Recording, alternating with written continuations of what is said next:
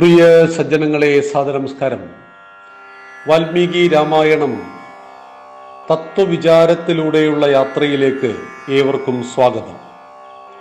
രാമന്റെ ജീവിതം, അതാണ് രാമന്റെ സന്ദേശം. ഹനുമാൻ തൻ്റെ ലക്ഷ്യത്തിലേക്ക് കുതിച്ചുകൊണ്ടിരിക്കെ മൈനാകപർവ്വതം വിശ്രമം ചോദിച്ചുവെങ്കിലും ലക്ഷ്യം പൂർത്തീകരിക്കുന്നതുവരെ വിശ്രമമരുത് എന്ന് പറഞ്ഞ് വീണ്ടും മുന്നോട്ടു പോകുമ്പോൾ ഹനുമാന്റെ മുന്നിൽ വലിയൊരു പ്രതിസന്ധി വന്നു. നാഗമാതാവായ സുരസ തൻ്റെ വാ പിളർന്നുകൊണ്ട് ഇതിലേ പോകുന്ന സകല ഭക്ഷണങ്ങളും സകല ജീവികളും എൻ്റെ ഭക്ഷണമാണ് എന്നും വായിലേക്ക് കയറിക്കൊള്ളൂ എന്ന് പറഞ്ഞു. ഈ സമയത്ത് ഹനുമാൻ സമന്വയത്തിൻ്റെ ഭാഷയിലൂടെ സംസാരിക്കുന്നു. ഞാൻ ശ്രീരാമചന്ദ്ര മഹാദേവന്റെ ദൂതുമായിട്ട് സീതാദേവിയെ കണ്ടെത്തണമെന്ന ദൗത്യവുമായിട്ട് പോകുന്നു.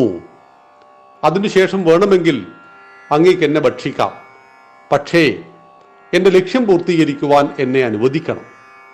ഇതൊന്നും സുരസ കേൾക്കുന്നില്ല. ഹനുമാൻ ആകാശം മുട്ടെ വളരാൻ തുടങ്ങി. അതിനനുസരിച്ച് സുരസയുടെ വായും വലുതാകാൻ തുടങ്ങി. പെട്ടെന്ന് ഹനുമാൻ വളരെ വളരെ ചെറുതായി സുരസയുടെ വായിലേക്ക് കയറി മൂക്കിലൂടെ പുറത്തേക്ക് വന്നു. അങ്ങനെ വളരെ വേഗം കുതിച്ച് ചാടിപ്പറകിലേക്ക് പോയി. ഇത് കണ്ട സുരസ സന്തോഷിച്ചു. എത്രത്തോളം ബുദ്ധിമാനാണ് ഈ ശ്രീരാമദൂതൻ എന്ന് കൃത്യമായിട്ട് സുരസയ്ക്ക് മനസ്സിലാവുകയും അനുഗ്രഹിക്കുകയും ചെയ്തു. പുറത്തേക്ക് വന്നതുകൊണ്ട്, അകത്ത് കയറി പുറത്തേക്ക് വന്നതുകൊണ്ട് ഒരു മാതൃഭാവം സുരസയ്ക്കുള്ളിൽ ഉണ്ടാവുകയും ചെയ്തു. ഏതൊരു ലക്ഷ്യത്തിനും പ്രതിസന്ധികൾ ഉണ്ടാവാം. പ്രതിസന്ധികളെ നമുക്ക് ഏറ്റവും പരമപ്രധാനമായിട്ട് നേരിടുവാൻ കഴിയുന്നത് ബുദ്ധിയാണ്. ബുദ്ധിയെ യഥാകാലം യഥാവിധി ഉപയോഗിച്ചാൽ ഏതൊരു പ്രതിസന്ധിയെയും നമുക്ക് മറികടക്കുവാൻ കഴിയും.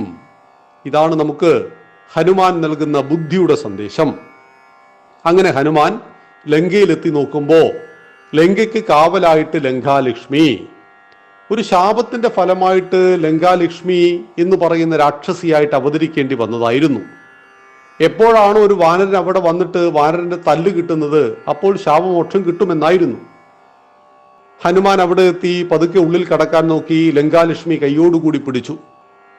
എന്നിട്ട് കൊല്ലുവാൻ പരിശ്രമിച്ചു.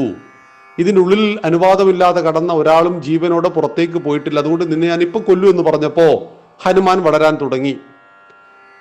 ഹനുമാനോട് വളരെ ധിക്കാരപൂർവ്വം സംസാരിച്ചപ്പോൾ തൻ്റെ സർവശക്തി ഉപയോഗിച്ച് ഒരു അടിവെച്ചു കൊടുത്തു ഹനുമാൻ ലങ്കാലക്ഷ്മിക്ക്.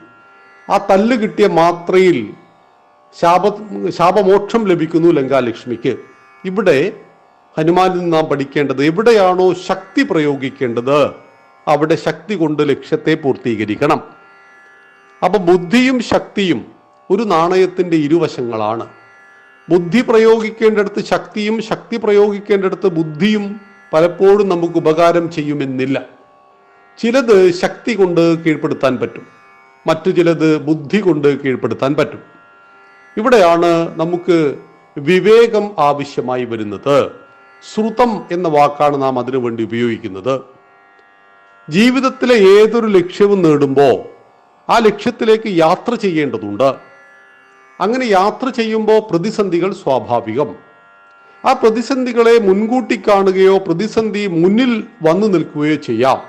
മുൻകൂട്ടി കാണാവുന്ന പ്രതിസന്ധിയുണ്ട്, നേരിട്ട് വരുമ്പോൾ മാത്രം കാണാൻ പറ്റുന്ന പ്രതിസന്ധിയുമുണ്ട്. നമ്മളിപ്പോ ഒരു ജോലി ചെയ്യുന്നു. ആ ജോലിയിൽ വരാൻ പോകുന്ന പ്രതിസന്ധിയെക്കുറിച്ച് ഏകദേശ ധാരണ ആ ജോലി ചെയ്യുന്നവരുണ്ടാകും. പക്ഷെ നമ്മളൊരു യാത്ര ചെയ്യുന്നു, വഴിയിൽ വരുന്ന പ്രതിസന്ധിയെക്കുറിച്ച് നമുക്കൊന്നും പറയാൻ പറ്റില്ല. അപകടം പറ്റുമോ, ബ്ലോക്ക് ഉണ്ടാകുമോ, ഒന്നും പറയാൻ പറ്റില്ല.